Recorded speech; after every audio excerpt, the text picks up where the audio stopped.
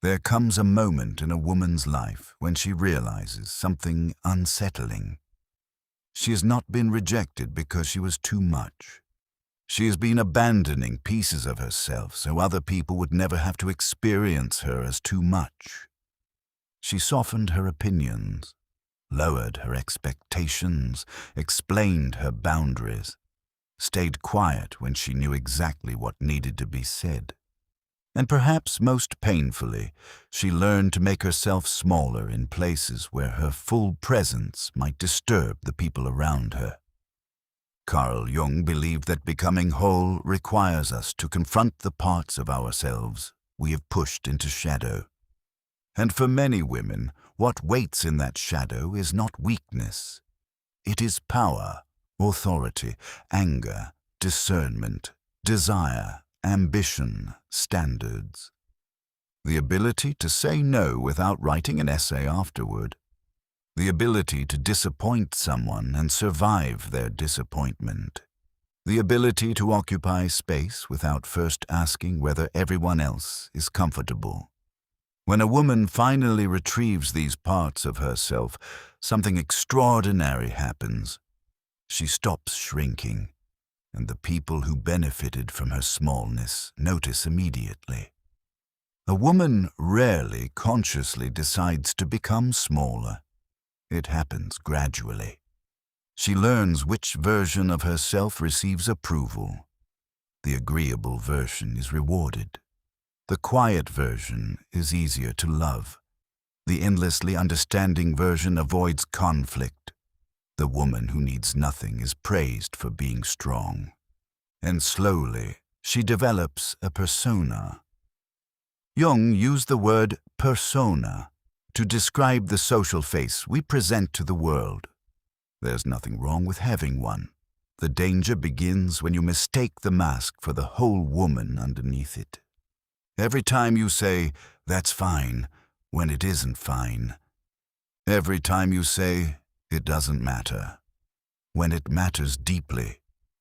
Every time you silence an instinct because someone might think you're difficult. Something gets pushed underground. But what is buried does not disappear. It becomes shadow. And eventually, the shadow wants to come home.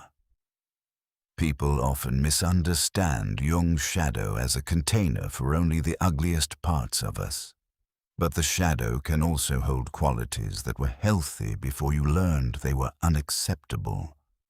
Confidence can enter the shadow. Assertiveness can enter the shadow. Creativity, ambition, sexuality, even joy can be pushed there if you learn that shining too brightly made someone else uncomfortable. This is why a woman can spend years saying, "I'm just not a confident person," while feeling fascinated by women who refuse to apologize for existing. What you admire intensely in another person may point towards something undeveloped or disowned within yourself. Perhaps you don't want to become her. Perhaps something in you is trying to become you. The woman you might have been before you learned to disappear.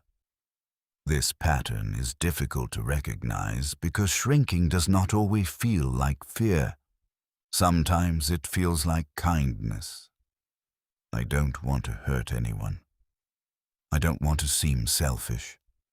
I'll just let it go. I can handle it. But there is a difference between kindness and self-erasure. Kindness is something you freely give. Self-erasure is the price you pay to prevent another person's discomfort. Eventually, resentment appears because some buried part of you remembers every yes that should have been no, every apology you didn't owe, every boundary someone crossed while you remained silent. Resentment can sometimes be a message from the shadow. You have abandoned me long enough. Then something changes. Sometimes it happens after heartbreak, betrayal, exhaustion, motherhood, success. And sometimes nothing dramatic happens at all. A woman simply becomes tired of negotiating against herself.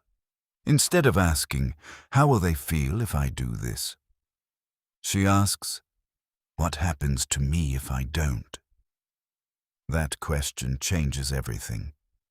She realizes that keeping everyone comfortable has not necessarily kept her loved. Being endlessly available has not guaranteed reciprocity. Explaining herself has not guaranteed understanding. Sacrificing herself has not guaranteed appreciation. And making herself smaller has never made the wrong room big enough for her. So she begins experimenting with something unfamiliar. She says no. And then she stops talking. She doesn't immediately send another message to soften it. She doesn't provide 6 reasons. She doesn't turn a boundary into a courtroom argument where someone else decides whether her evidence is sufficient. She simply allows her answer to exist. Individuation asks her a new question, not "How do I remain acceptable?" but "Who am I when acceptance is no longer my highest priority?" This is where what many people now call the dark feminine becomes psychologically interesting. Not as manipulation, not as cruelty, not as a performance of coldness, but as the reclamation of qualities a woman once believed she had to suppress. Her dark feminine is the part of her capable of ending what her agreeable persona kept tolerating.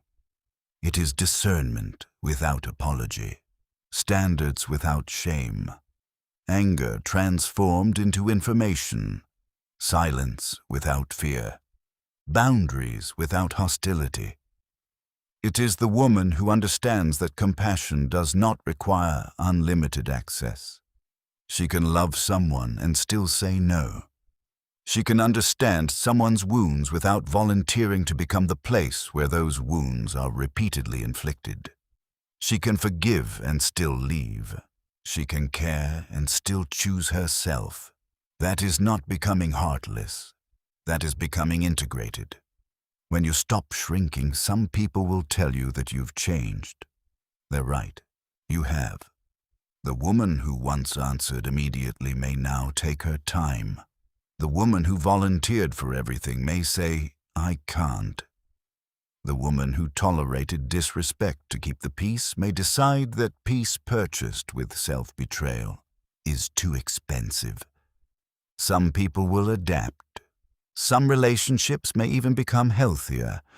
Others will resist. Someone accustomed to unlimited access may call your boundaries selfish. Someone who benefited from your silence may call your voice aggressive. Someone who relied on your guilt may accuse you of no longer caring. Do not automatically treat resistance as proof that your boundary is wrong. Sometimes resistance is simply evidence that the old arrangement worked very well for the other person. A woman who stops shrinking becomes difficult to control through approval.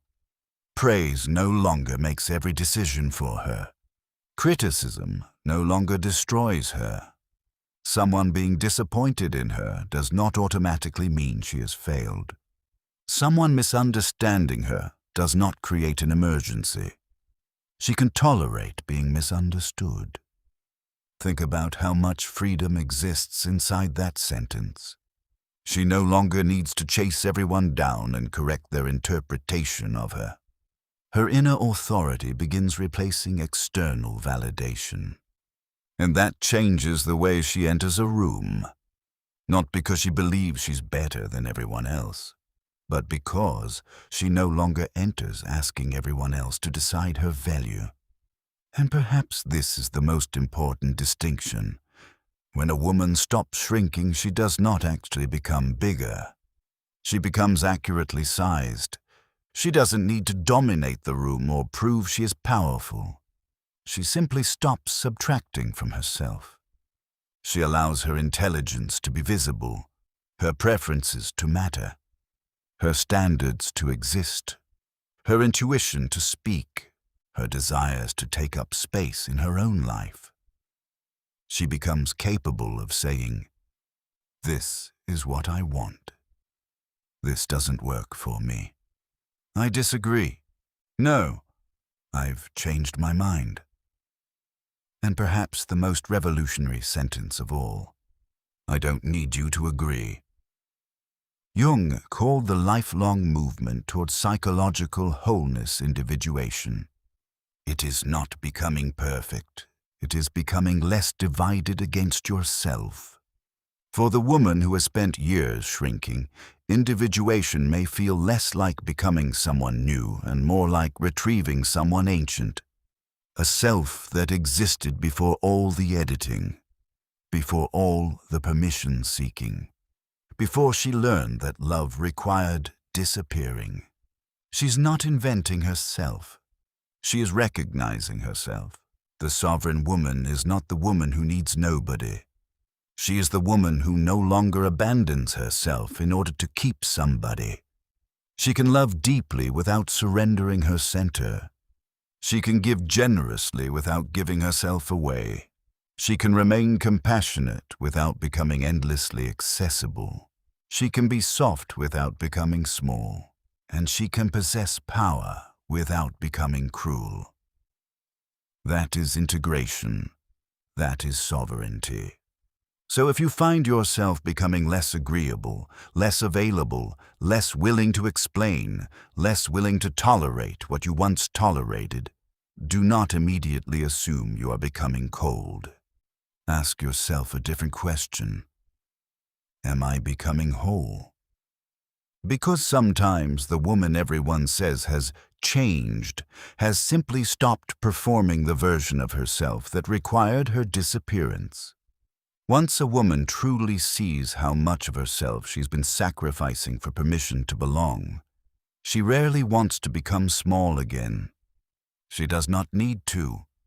She finally belongs to herself, and that is the beginning of the sovereign path.